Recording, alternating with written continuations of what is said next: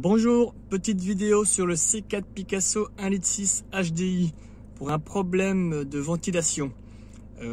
Problème de ventilation avant. Alors c'est un C4 Picasso de 300 000 km. Bon là j'ai la petite clé qui s'affiche parce que j'ai ma vidange qu'à faire. Ventilation ne fonctionne pas à l'avant. Par contre elle fonctionne à l'arrière. Là on l'entend souffler à l'arrière.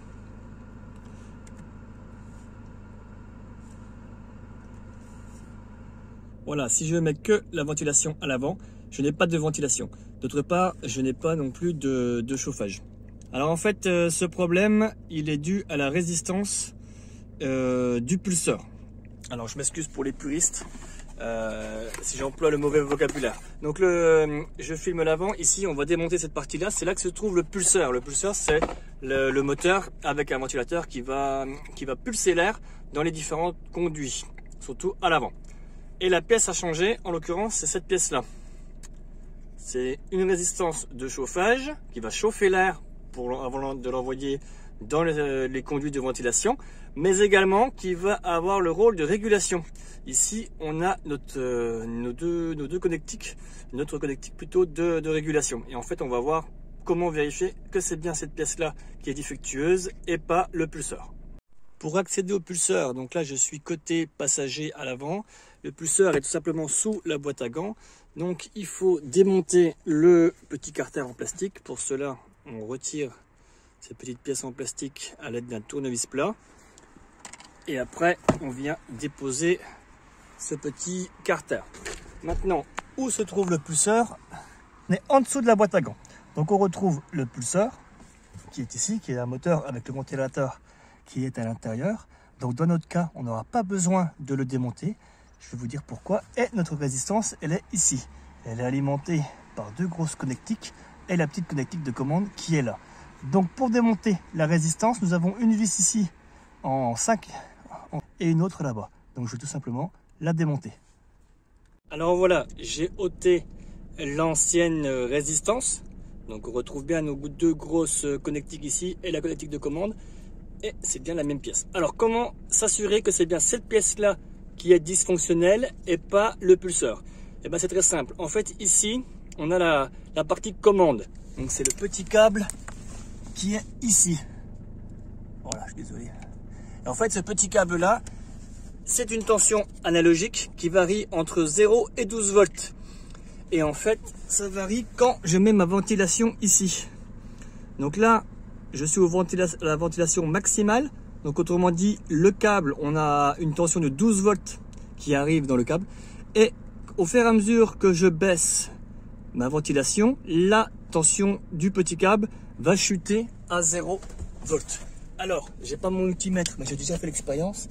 Il faut mettre le multimètre, cette connectique ici. Et idéalement, il faut être deux.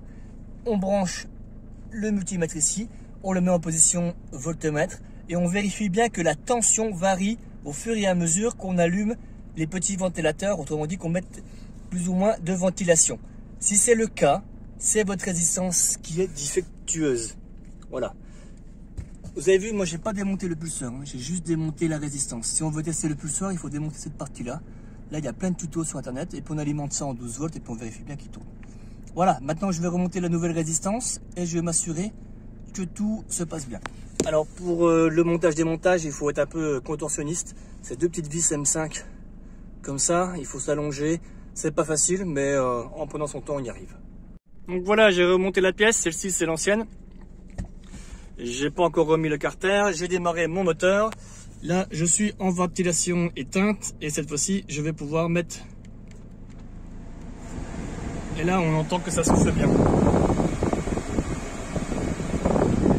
Je vérifie bien que lorsque je descends la puissance, la ventilation, le débit de la ventilation diminue également.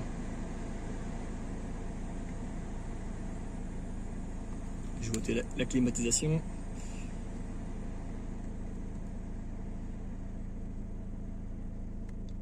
Voilà, donc là on entend bien que ça fonctionne parfaitement.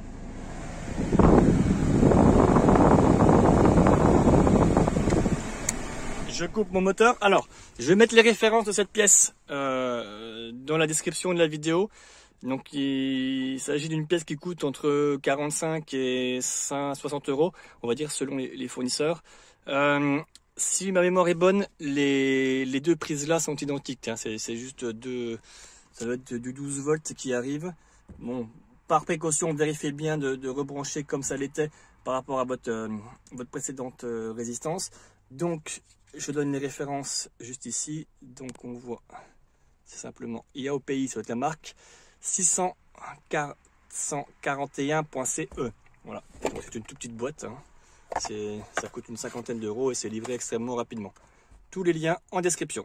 J'espère que cette vidéo vous sera utile, qu'elle aura permis d'expliquer ce que j'avais lu sur les forums de voitures concernant le pulseur d'air et sa résistance.